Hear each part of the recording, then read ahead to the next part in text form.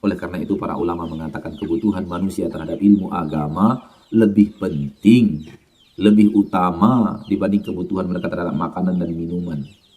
Kenapa? Karena kehilangan makanan dan minuman pada dasarnya hanya menyakiti badan yang zahir, jasmani, dan akhirnya mati, selesai. Tapi kalau kehilangan ilmu agama, kehilangan suplai rohani, maka kehancurannya di akhirat, dan kehancuran di akhirat tanpa batas waktu. Khalidina fiha abada. Maka jangan pernah mau rugi akhirat. Makanya kalau kita melihat sejarah orang-orang yang beriman, dia rela berkorban dunia, yang penting akhiratnya aman. Kalau kita lihat zaman kita sekarang sudah dibalikkan orang. Dia rela mengorbankan agamanya, akhiratnya, yang penting dunia dapat. Dan ini keterbalikan yang 180 derajat.